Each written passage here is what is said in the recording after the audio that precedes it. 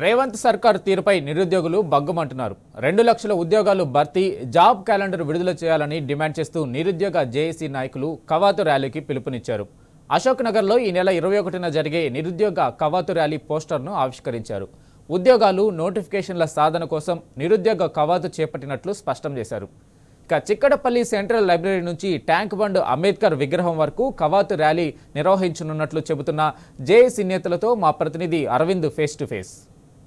ఏదైతే ఈ నెల 21న నిరుద్యోగ కవాతు నిర్వహిస్తున్నారు, దానికి సంబంధించిన అక్షరావిష్కరణ కూడా విడుదల చేశారు. ఏదైతే అశోక్ నగర్లో ఏదైతే రేవంత్ రెడ్డి గతంలో చిక్కడపల్లి లైబ్రరీకి రాహుల్ గాంధీ ప్రతి ఒక్క కాంగ్రెస్ నాయకులు వచ్చినప్పుడు విద్యార్థులను డైవర్షన్ లెక్క మీరు పుస్తకాలు పక్కన పెట్టి మాకు అధికారంలోకి రండి, మీకు 2 లక్షల ఉద్యోగాలు భర్తీ చేస్తామని చెప్పిన కాంగ్రెస్ పార్టీ నేడు ఇప్పుడు ఎందుకు నిరుద్యోగుల పట్ల ఈ విధంగా వ్యవహరిస్తుందంటూ కూడా నిరుద్యోగ లోకమంతా కూడా తీవ్రంగా మండిపడుతున్నారు.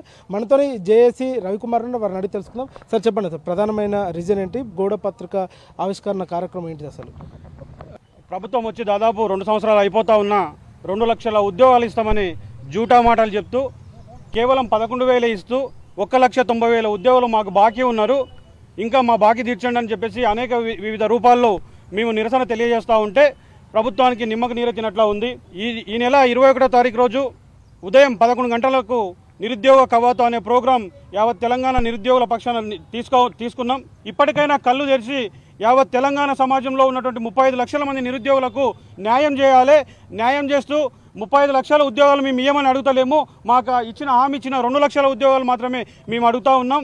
దయచేసి 21 లోపు మీరు స్పందించకపోతే 21 తారీఖులోపు మీరు స్పందించకపోతే చిక్కడపల్లి లైబ్రరీ నుండి లోయర్ ట్యాంక్ బండ్ దగ్గర ఉన్న అంబేద్కర్ విగ్రహం దగ్గరికి మా నిరుద్యోగ కవాతు దాదాపు భారీ ఎత్తున చేయాలని నిర్ణయించుకున్నాం. రాహుల్ గాంధీ గారు అశోక్ నగర్కి వచ్చి 2 లక్షల ఉద్యోగాలను మేము భర్తీ చేస్తామని భరోసా ఇచ్చిండు. సరూర్ నగర్కి వచ్చి ప్రియాంక గాంధీ గారు 2 లక్షల ఉద్యోగాలని చెప్తా ఉన్నారు. 70,000 ఉద్యోగాలు మేము భర్తీ చేసినామని అధికారికంగా నాలుకతో చెప్పడం కాదు, అధికారికంగా ఇప్పుడు మనకు రాజ్యాంగబద్ధ సంస్థ అయినటువంటి ఏదైనా చట్టబద్ధ సంస్థ అయినటువంటి అఫీషియల్గా నోటీస్ ఇవ్వమనండి. వీళ్ళు మంత్రుల స్థాయిలో ఉండి చీఫ్ మినిస్టర్ స్థాయిలో ఉండి చీప్గా మాట్లాడితే ఆ పదవికి ఉన్న విలువ అనేది పోతుంది. ఇంకోటి పేడ్ ఆర్టిస్టులు అంటారు, ఇదే జనార్దన్ బ్రదరు, ఇదే సింధూరెడ్డి, వీళ్ళే ఇప్పుడు ఇక్కడ ఉన్నటువంటి రవికుమార్ బ్రదర్, వీళ్ళందరం కూడా గతంలో కాంగ్రెస్ ప్రతిపక్షం వాళ్ళు ఉన్నప్పుడు వీళ్ళందరూ కూడా తిరిగి వీళ్ళేమటే.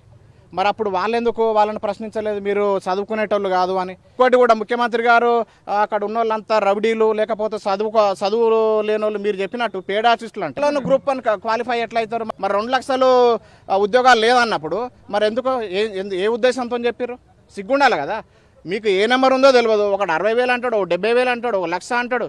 అందుకే ఇవన్నీ కూడా జూటా మాటలు తగ్గించుకోవాలి. పదవులకు మీకు ఉన్నటువంటి అవగాహన లేకపోతే కామగా కూర్చోండి. కానీ ఈ నిరుద్యోగులను ఆందోళనకు గురి చేస్తూ నోటిఫికేషన్ ఉంటుందని ఒకరు, అసలు వేయమని ఒకరు, వేస్తామని ఒకరు, ఇవన్నీ కూడా తగ్గించుకుంటే బాగుంటుంది. ఏడాదిలోపే 2 లక్షల ఉద్యోగ అధికారంలోకి వచ్చిన తర్వాత మాట తప్పింది.